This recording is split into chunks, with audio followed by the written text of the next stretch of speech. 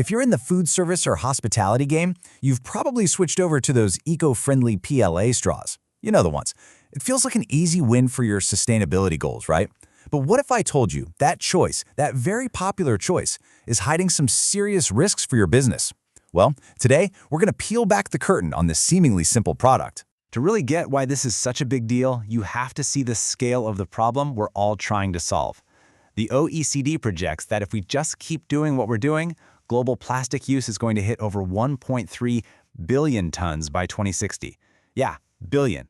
That massive number is exactly why businesses like yours are scrambling to find better alternatives. And right on cue, a hero seems to step onto the scene, the PLA straw. PLA stands for Polylactic Acid. It's made from plants like cornstarch, it feels just like plastic, and it's marketed as this perfect biodegradable solution. For any busy manager, it looks like a total no-brainer, the perfect swap.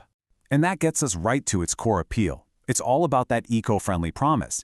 It's a simple, powerful story that's led to this huge adoption all across the industry.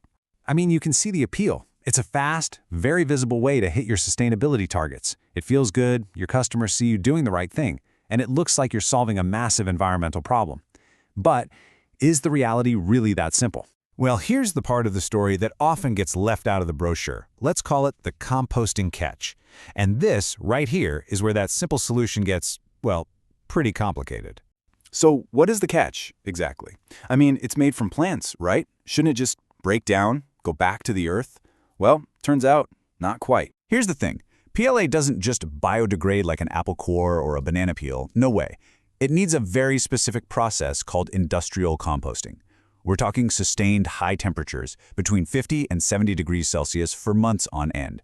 If you don't have those exact conditions, it just sits there. It persists in the environment, acting a whole lot like the traditional plastic it was supposed to replace. And that brings us to the really big problem, the infrastructure. How many of these special, high-tech facilities do we actually have? In the entire United States, there are fewer than 200 industrial composters that will even accept compostable plastics. That is a massive, massive gap. It means almost all of those PLA straws you're buying, they just end up in a landfill, where that whole biodegradable promise, it just never happens. And this one composting issue, it sets off a domino effect. It leads to this whole cascade of operational and even regulatory complications for any business using these straws. For example, let's look at recycling. A well-meaning customer finishes their drink and tosses that plastic PLA straw into the recycling bin. They think they're doing the right thing, but that straw's now a contaminant. See, PLA has a much lower melting point than regular plastics like PET. So when it gets mixed in, it can actually ruin entire batches of recycled material. It's a huge, expensive headache for waste management facilities. And then you have the regulatory hammer. The European Union is not playing around. Back in July 2021, their Single-Use Plastics Directive outright banned PLA straws. Why? Because from a regulatory standpoint, PLA is a plastic. It doesn't matter that it came from a plant. This sets a major global precedent, and it's a direct threat to any business that operates in or ships to Europe.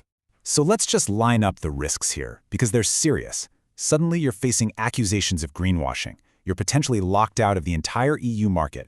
You're looking at fines, product delistings, and real damage to the brand you've worked so hard to build. These are the hidden costs that can totally sink a well-intentioned sustainability strategy. Okay, that was a lot about the problems. Let's pivot. Let's talk about solutions, because there are smarter, genuinely sustainable alternatives out there that help you dodge all of these issues.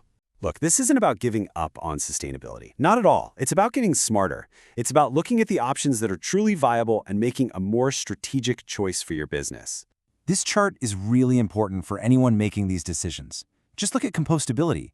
Paper, wheat, and bamboo straws, they can break down in your backyard compost bin or an industrial one. That's a huge leg up on PLA. They also completely sidestep that EU ban. And yeah, we all know paper straws can get soggy, but look at wheat and bamboo. They offer high heat stability and great durability. They are very strong contenders. And here's the key takeaway. Choosing one of these truly better alternatives isn't just about playing defense and avoiding risk. It's about going on offense and seizing a real competitive advantage. The hunger for sustainable straws is absolutely booming. Get this, even the market for the flawed PLA straw is projected to hit $1.8 billion. That number proves one thing. Your customers are desperate for a sustainable option, so imagine the power you have if you're the one offering the right one. And the rewards? They go way beyond just sales. When you're proactive and transparent about your sustainability choices, you enhance your brand. You build deep, lasting trust with your customers. You completely eliminate those regulatory and operational headaches we talked about. This is how you build a resilient business for the long haul. So, I'll leave you with this one question to think about. When you look at your own single-use product strategy, is it actually built to last, or is it resting on an appealing but ultimately hollow myth? Making the right choice here is what separates the companies that just talk about being green from the ones that show true green leadership.